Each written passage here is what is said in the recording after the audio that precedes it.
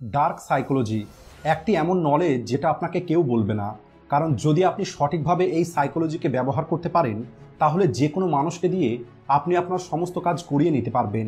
বড় বড় businessman, politician, influencer এই সমস্ত ট্রিকগুলোই ব্যবহার করে অন্য মানুষদেরকে নিজের কথাটা বিশ্বাস করানোর জন্য। আপনি যে কোনো মানুষকে দিয়েই আপনার কাজ করিয়ে নিতে পারবেন, কারণ এই সাইকোলজি যদি আপনি কারোর উপরে অ্যাপ্লাই করেন তাহলে সে আপনাকে কখনোই মানা করতে পারবে না।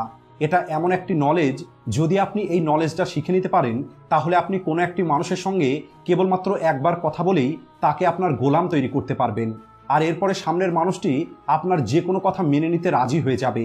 আর এই সমস্ত ট্রিকগুলো আমি নিজেও অনেকবার ব্যবহার করে দেখেছি।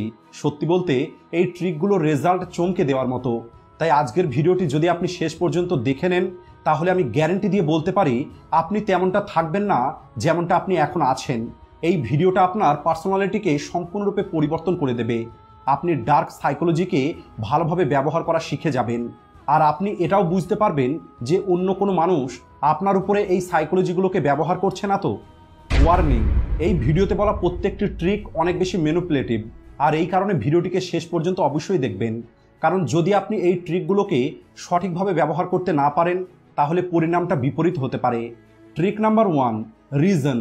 এটা হলো এমন একটি ডার্ক সাইকোলজিক্যাল ট্রিক যেটাকে বিশেষ করে MLM কোম্পানিগুলো সব থেকে বেশি ব্যবহার করে। এই ট্রিকটাকে ব্যবহার করে আপনি যে কোনো একটি মানুষকে দিয়ে আপনার যে কোনো কাজ করিয়ে নিতে পারবেন। যদি আপনি কাউকে দিয়ে আপনার কোনো কাজ করিয়ে নিতে চান তাহলে আপনাকে এমন একটি রিজন দিতে হবে যে আপনার কাজ করে সামনের মানুষটা আরও লাভ হবে। যেমন এই ভিডিওটা শেষ পর্যন্ত দেখার কারণ ভিডিও শুরুতেই আমি আপনাদেরকে দিয়ে দিয়েছি, আর সেটা হলো এই ভিডিওটা শেষ পর্যন্ত দেখলে আপনার পার্সোনালিটি সম্পূর্ণরূপে পরিবর্তন হয়ে যাবে। আর এই কারণেই আপনি হয়তো এখনো পর্যন্ত ভিডিওটা দেখছেন। যদি আপনি কাউকে দিয়ে আপনার কোনো একটি কাজ করিয়ে নিতে চান আর সেই জন্য যদি আপনি সামনের মানুষটিকে রিকোয়েস্ট করেন তাহলে এটা সামনের মানুষের হাতে থাকবে যে সে আপনার কাজটা করবে কি করবে না। অন্যদিকে যদি আপনি সামনের মানুষটিকে এমন কোনো রিজন দিতে পারেন যাতে আপনার কাজ করলে তারও লাভ হবে তাহলে 100% সে আপনার কাজ করবে। যখন আপনি আপনার কথাটা মানিয়ে নেওয়ার জন্য সামনের মানুষটিকে এমন কোনো রিজন দেন যার কারণে তারও লাভ হবে, তখন সামনের মানুষটি আপনার যে কোনো কথায় রাজি হয়ে যাবে। যেমন যত কসমেটিক কোম্পানিগুলো আছে এই কোম্পানিগুলো তাদের প্রোডাক্ট কেনার জন্য আপনাকে একটি রিজন দেয়, আর সেটা হলো এই ফেস ওয়াশটা ব্যবহার করলে তোমার চেহারাটা সুন্দর হয়ে যাবে, এই ক্রিমটাকে ব্যবহার করলে তুমি অনেক বেশি ফর্সা হয়ে যাবে। যদিও এই সমস্ত ক্রিম ব্যবহার করে কোনো কিছুই হয় না, কিন্তু তারপরেও মানুষ এই সমস্ত ক্রিমগুলোকে কিনে নেয়।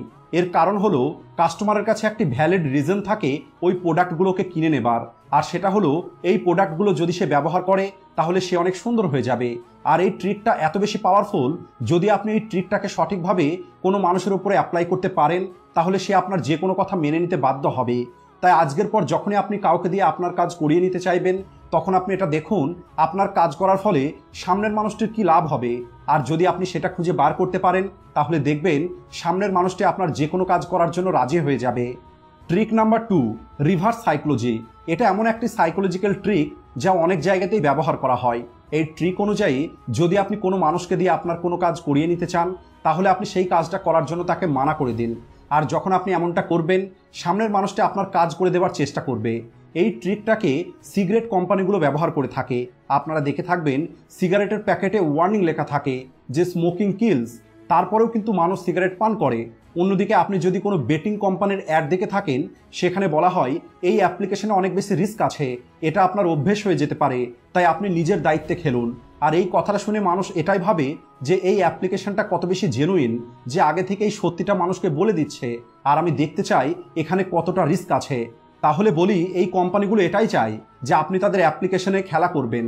আপনি দায়িত্ব সহকারে খেলুন অথবা বিনা দায়িত্বে আপনি কেবলমাত্র এদের অ্যাপ্লিকেশনটাকে ব্যবহার করুন, কারণ আমাদের ব্রেনটা ঠিক এভাবেই তৈরি হয়েছে যে কাজগুলো আমাদের করার জন্য মানা করা হয় সেই কাজটাই আমরা বেশি করতে চাই।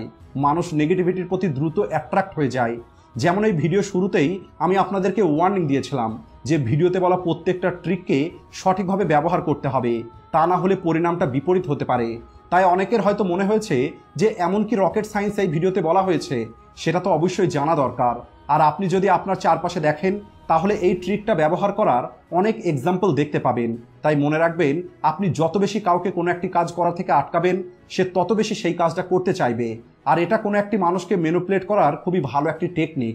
তাই এটাকে আপনি আপনার রিয়েল লাইফে ইউজ করে দেখুন আর ফিরে এসে কমেন্টে রেজাল্টটা জানিয়ে যাবেন।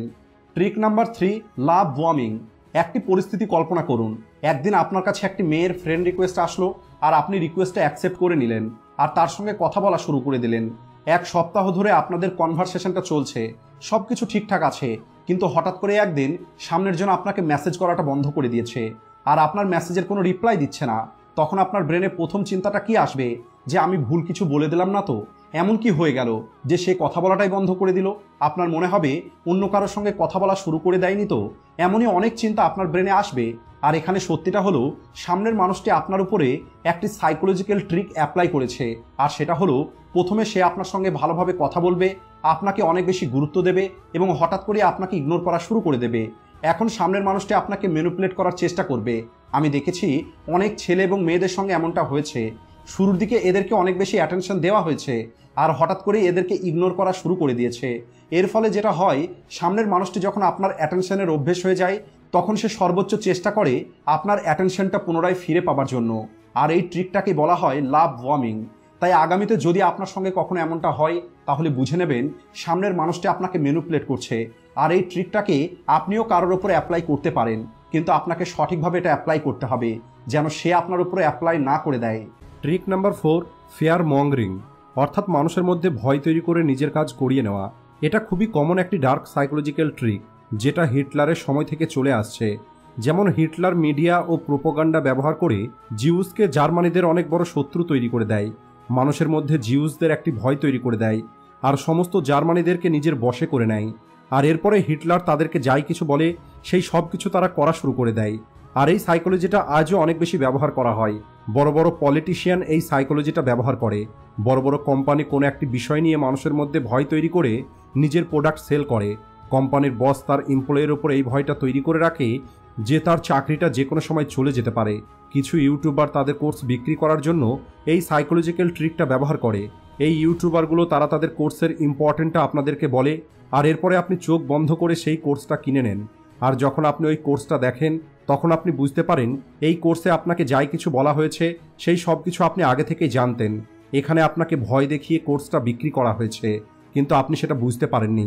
তাই আজকের পরে যখনই আপনাকে ভয় দেখিয়ে কোনো কাজ করিয়ে নেওয়া হবে, তখন বুঝে নেবেন আপনার উপরে এই সাইকোলজিক্যাল ট্রিকটাকে ব্যবহার করা হচ্ছে। Trick number 5, silent treatment. এটা হলো অনেক পপুলার একটি সাইকোলজিক্যাল ট্রিক। এই ট্রিকটা সাধারণত ব্যবহার করা হয় সামনের মানুষটিকে তার ভুলটা বোঝানোর জন্য অথবা তার ভিতর থেকে কোনো একটি কথা বার করার জন্য। যেখানে আপনি কথা বলে অথবা ঝগড়া করে কোনো রেজাল্ট পাবেন না, সেখানে আপনি এই ট্রিকটাকে ব্যবহার করতে পারেন। কারণ এই সাইলেন্ট সামনের মানুষটির ভিতরে মাল্টিপল ইমোশন তৈরি করে। সামনের মানুষটি তখন কনফিউজ হয়ে পড়ে আর তার সেলফ ডাউট হয়, তার ভিতরে রাগ হয়। এছাড়া সামনের মানুষটির আপনার সঙ্গে অ্যাটাচমেন্টও বৃদ্ধি পায়। আর এই ট্রিকটাকে রিলেশনশিপের মধ্যে সবথেকে বেশি ব্যবহার করা হয়। উদাহরণ হিসাবে, আপনার খুবই কাছের কোনো বন্ধু, আপনার ফ্যামিলি মেম্বার অথবা আপনার পছন্দের কোনো মানুষ এমন কোনো ভুল করেছে যে ভুলটা আপনি একদমই পছন্দ করেন না। আপনি বারবার তাকে মানা করার পরেও সে আপনার কথাটা শুনছে না। ওই সময় আপনি একদম সাইলেন্ট হয়ে যান। সামনের মানুষটিকে কনফিউজ হতে দিন যে আপনি এমন রিয়াকশন কেন দিচ্ছেন। আপনার সাইলেন্ট থাকার কারণে তার অনেক বেশি রাগ হবে আর একটি সময় পরে সামনের মানুষটি ঠিক তেমন করাই শুরু করে দেবে যেমনটা আপনি তাকে করতে বলবেন। Trick number 6, choice distraction. এটা হলো অনেক পপুলার একটি ট্রিক অন্য মানুষের ডিসিশনটা পরিবর্তন করার। কোনো একটি মানুষকে সোজাসুজি বলে কোনো একটি কাজ করানো সম্ভব নয়, কিন্তু যদি আপনি তার চয়েসের উপর একটি লিমিট সেট করতে পারেন, তাহলে তার ডিসিশন মেকিং পাওয়ারটাও লিমিটেড হয়ে যাবে। উদাহরণ হিসাবে, আপনার বাড়িতে যদি আপনি কাউকে পড়াশোনা করার জন্য বলেন, তাহলে সে হয়তো মানা করে দেবে। কিন্তু যদি আপনি তাকে দুটো অপশন দেন, যেখানে প্রথম অপশনে আপনি তাকে কোনো একটি কঠিন কাজ দিয়ে দিলেন আর অপর একটি অপশনে আপনি তাকে পড়াশোনা করার জন্য বললেন, তাহলে সে নিশ্চয়ই কঠিন কাজটা করতে চাইবে না আর তাই সে পড়াশোনাটাকেই বেছে নেবে। এভাবেই কিছু মানুষ আপনার চয়েসকে লিমিট করে দেয় আর তখন আপনি সেই কাজটা করা শুরু করে দেন যে কাজটা সে আপনাকে দিয়ে করাতে চায়। Trick number 7, self abusement. একটি ম্যানিপুলেটর যা কিছু চায় সেটা পাবার জন্য এরা অনেকবার এই ট্রিকটাকে ব্যবহার করে, অর্থাৎ সে নিজেকে ছোট করা শুরু করে। সাধারণত অন্য মানুষের বিশ্বাস জেতার জন্য, ক্ষমা চাওয়ার জন্য অথবা রিলেশনশিপকে স্ট্রং করার জন্য এই ট্রিকটা ব্যবহার করা হয়। এই ট্রিক অনুযায়ী আমরা নিজেকে অপমান করি, সামনের মানুষটির কাছে গিয়ে নিজেকে ছোট করি আর সামনের মানুষটিকে বড় করি। উদাহরণ হিসাবে, মনে করুন আপনার পার্টনার আপনার উপরে অনেক বেশি রেগে আছে আর সে কোনোভাবেই আপনার কথা শুনছে না। তখন আপনি এই ট্রিকটাকে ব্যবহার করতে পারেন। যেমন আমি হলাম অনেক খারাপ, আমি জানি না কিভাবে বারবার আমি ভুল করে ফেলি, আমি যত চেষ্টাই করি না কেন প্রতিবার আমিই ভুল করি। আপনি এই রকমের কয়েকটি লাইন বলে দেখুন, তাহলেই দেখবেন সামনের মানুষটি তার রাগ ভুলে যাবে। তো বন্ধুরা, এই ছিল কিছু ডার্ক সাইকোলজিক্যাল ট্রিক, যে ট্রিকগুলো ব্যবহার করে আপনি যে কাউকে ম্যানিপুলেট করতে পারবেন। আর যদি এমনই আরও ডার্ক সাইকোলজির ট্রিক সম্পর্কে জানতে চান তাহলে সেটা কমেন্টে অবশ্যই বলবেন। ভিডিও ভালো লাগলে লাইক ও শেয়ার করতে ভুলবেন না। আর ভিডিওটি শেষ পর্যন্ত দেখার জন্য ধন্যবাদ।